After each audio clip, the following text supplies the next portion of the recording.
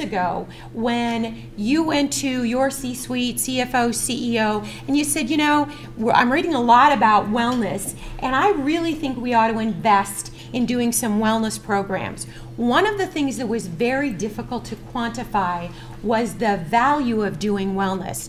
And even in some cases where you could quantify that if you invest X amount of dollars, your return on investment will be, you know, 3% or 5% on that. What we heard from a lot of employers, and again, particularly from our financial folks, is, you know what, we have turnover. Everybody has turnover. And so if I invest money, I may never actually recoup that return on investment. Well, today is a whole new world. It's a whole new world in a lot of ways. One of the ways is that there are we have abilities now with analytics and modeling to be able to deliver very clear return on investment, and that's important. But more than anything else, I'm always struck when I hear or talk about healthcare reform, because we're tearing our hair out about, you know, penalties and that kind of thing. And, you know, should we stay in as an employer and offer coverage, or shouldn't we? The reality is, we offered coverage before there was a penalty. And we did that as employers because a part of the compensation pie, our ability to attract and retain employees, has always had that component of benefits in there. And today, it is no less important, and I would suggest that it is more important today to have robust health and wellness programs, to have robust programs that I'm going to tell you about in just a minute, because one of the things that's happening in our workplaces across the U.S. is that the baby boomers are retiring. Those who stayed in longer than they thought are now getting out because they can. Investments are better, housing prices are better. The generations following the boomers, there are simply fewer people. So what that means to an employer is that the ability to attract and retain talent, not just people to do jobs, but talent to do the job well, to make each employer competitive, is going to depend upon their ability to attract and retain. It's never been more important than today. And with wellness programs, one of the things we know, even beyond return on investment, which we'll talk about next, is that people, employees, and their families understand it is an investment that is done by their employer in their better health. And does it help if people are healthier and they're more productive? Of course. But at the end of the day, if we're looking at an employer who offers really amazing wellness programs and those who maybe not so amazing, sometimes that can swing the pendulum one way or the other. So wellness is important for many reasons as time has evolved. So when we talk about wellness, one of the things that we can focus on, because it's easy to understand and we talk about this as a society a lot, and that is weight, obesity. I've heard statistics that indicate that 60% of the adult population in the United States is obese, classified as significantly overweight. One of the things we talk about a lot is that there is an increase in childhood obesity, which is not good for the generations coming behind us. So I'm going to take you through a little bit of time travel here. If you look at this chart, this is dated in 1985. So in 1985, across the United States, what you saw is that there was less data, because of course we didn't have the kind of systems we have today. But in those states that we could track the data, the blue states indicate people who had a high body mass index, so they were officially obese. About 10% of the population in the blue states and 10 to 14% in the gold states. So not good then, back in 85, back when Radio Shack was all that. So let me take you forward to 2010.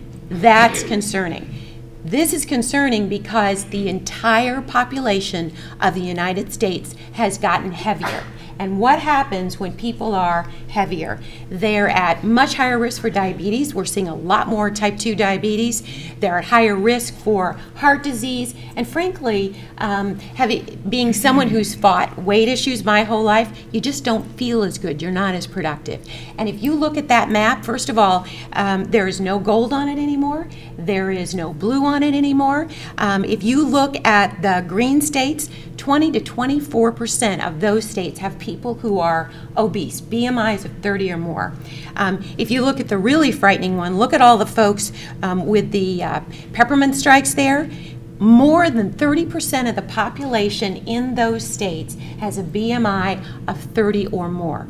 And all of the implications of what that means, not just to an employer and your population, which you understand, but to the broader community, there is an impact. One of the good things that's come out of healthcare reform is that there really is a more global perspective from employers, communities, and the nation on investing in wellness, because it will pay off in the long run if we do it, and we're going to have some serious problems if we don't change this. And this doesn't even address issues like smoking. I don't know if you're aware, but in the ages of 18 to 24, 26% of those young adults smoke. Shocking in this day and age. 26%.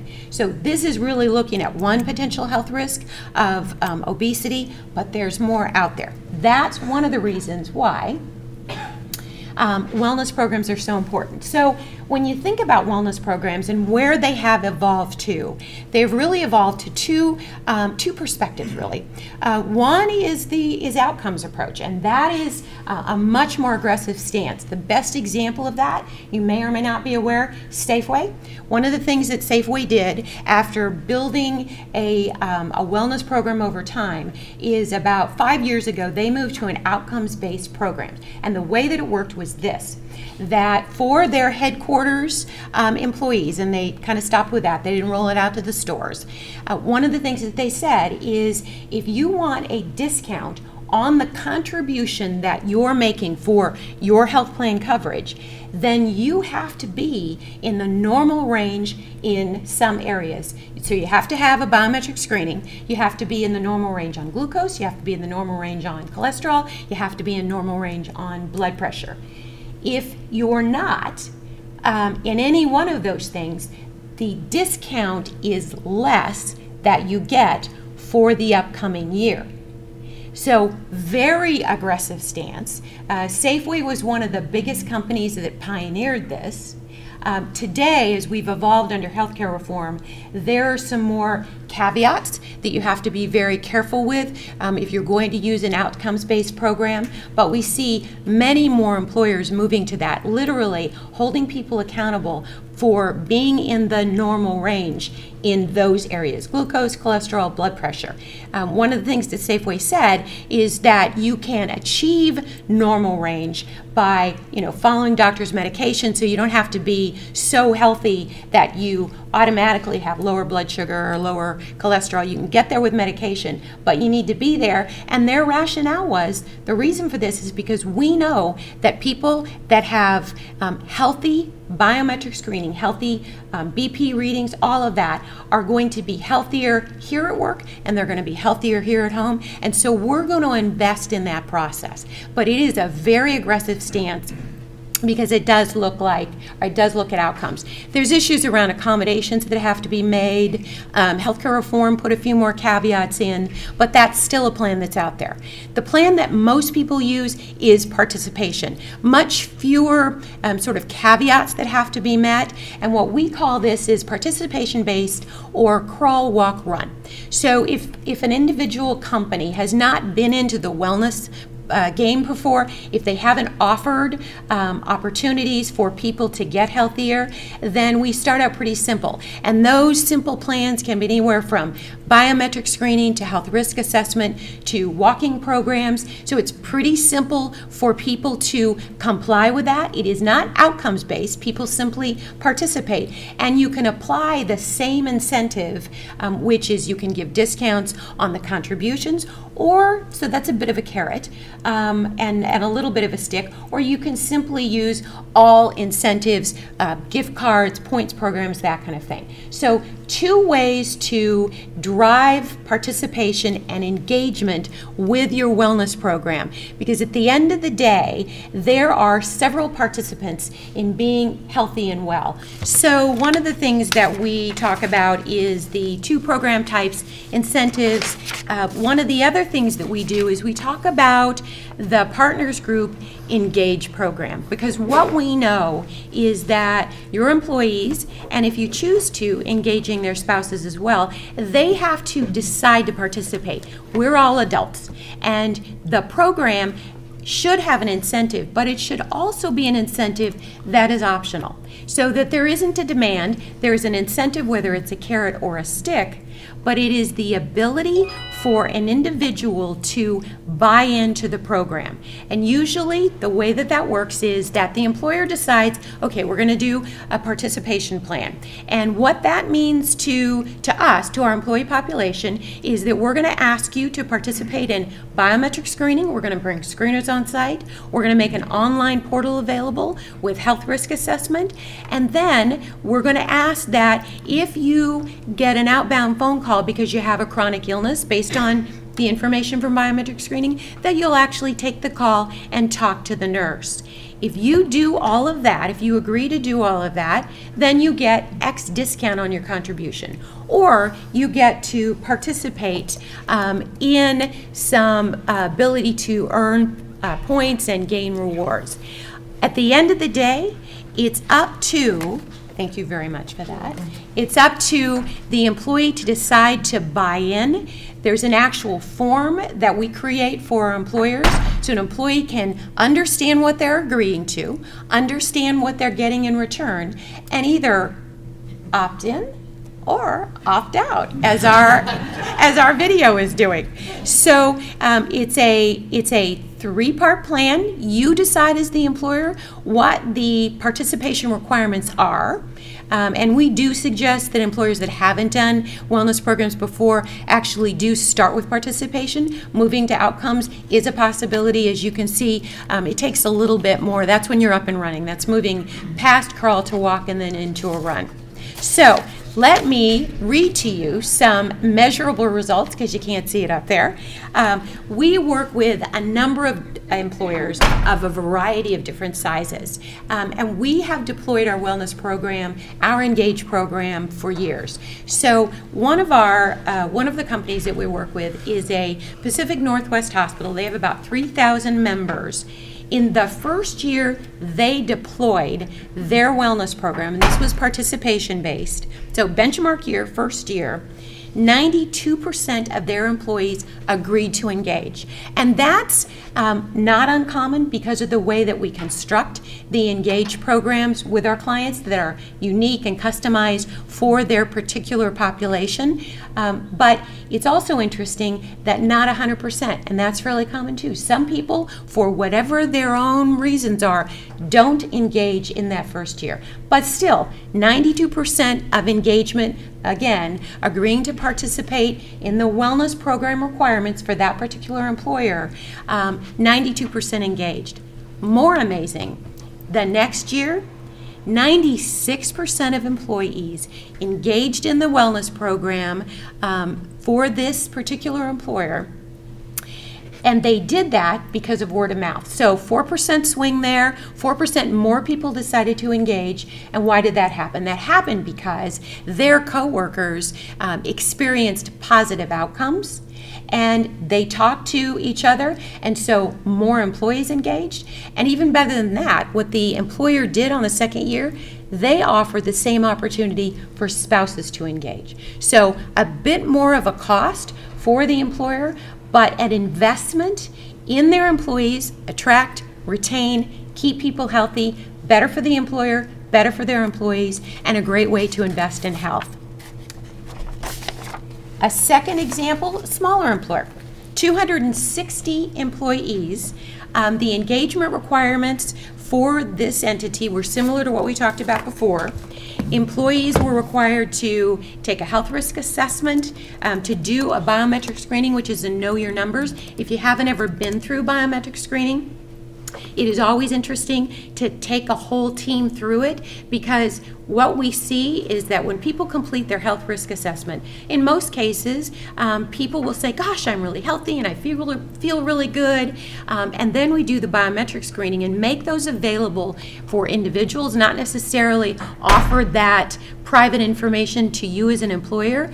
And it just amazes me every time. At least one person in any population has a giant aha when they learn their numbers. Perhaps their blood sugar is a little high. That doesn't make you feel sick when it's a little bit high, but it could be a precursor to diabetes. More often than not, we find a couple people who have blood pressure that's on the high end. Didn't know they had it, didn't feel badly. And so coupling those two components together does make a difference. And again, employees that have that aha, they share that with their coworkers. Boy, I'm really glad our employer paid for this because I would not have known. And I might have had a health event because I didn't know what was going to happen. So with this employer of 260 employees, 98% in this particular group participated with the HRA and the biometric screening. So outcomes measurement. So 98% of the population engaged. So better than that larger employer. They participated in that. 173 were engaged by health coaches. And if you remember, I talked before that if some of those numbers on an aggregate indicate that somebody may be at risk, then a part of a program can include health coaches, which can be nurses or health coaches that can make outbound calls, so private calls from that coach to the employee that's been identified to work with them. And in that population, they had 173 out of that 260 where they had coaching outreaches, and the people engaged, and they felt better because of that. So last measurable result that I'm going to share with you, and again, this is going back to the harder numbers, the return on investment, and that is that another company that we worked with, about 2,100 lives, in 2011, 35% of the population had a total cholesterol of greater than 200, which is not good. In 2012, partly because of the Know Your Numbers campaign and engagement with getting healthier, education, that sort of thing, that dropped to 32%, roughly an 8.3% improvement. So those are hardline numbers, those are measurable results, and more important, what does that really mean? That means that in that particular case, that employer's investment resulted in a lower risk of one of their employees having a heart attack or stroke or something like that. So again, there are deliverables all down the line. When we keep people healthier and we keep cholesterol healthy and blood sugar healthy, and the reason Safeway made the investment and moved in that more aggressive stance is we prevent the kind of healthcare outcome that is not only expensive to pay for, so high claims, but it's also really awful for the individual person. Nobody wants to be that sick. Nobody wants to have the outcomes that come from that. And so health and wellness programs are a win-win. They deliver bottom line results, and they do work to attract and retain key employees because people do appreciate that. So moving really quickly, one of the things that we look at, we're looking at wellness programs and we're consulting, is we want to make sure we have a very competitively priced plan. We're looking for rate stability with customers, and I'm going to tell you in just a minute that we have a partnership with a company called LifeWise who has invested with us to offer the kind of rate stability that if an employer is investing in wellness, they want to see that kind of rate stability. And so we're going to move over here. This is what we call our Engaged plan, and this is a partnership for our employers that we have engaged in with LifeWise. And the reason that it's important to have a carrier partner that's investing with us is because they're sharing some of the risk going forward, meaning that there are multiple plan design options that people can choose. So it's not just a narrow choice of one or two plan designs. The wellness solutions, that biometric screening, online health assessment, and coaching, that's integrated into their offer, and it's encapsulated in the cost of the premium. And this is the 3-year strategy, because crawl, walk, run, for the most part, is 1, 2, and 3 years. So it's a long-term investment, and to make it pay off, The employer needs to be engaged, the carrier needs to be engaged, you need a consultant to help you craft a program within those guidelines that works well, and then we need to engage the employees to actually participate. So long-term plan, we do a wellness design that is really just biometrics to start is what we recommend, then biometrics health assessment and coaching year 2, and by year 3 we're really tweaking the plan. What worked, what didn't work, what's going to be better for your population going forward. Pricing and rate stability. One of the things that this plan offers is a soft rate cap on year 2 based on actual claims experience, so that you know, based on your own claims experience, what kind of a rate increase, if any, you're going to get. And then next steps, as I wrap up with my final slide, is that if you do have more questions, we are happy to help and I can answer more, but I am all done with my Take 20, so I'm going to go sit down. Thank you very much.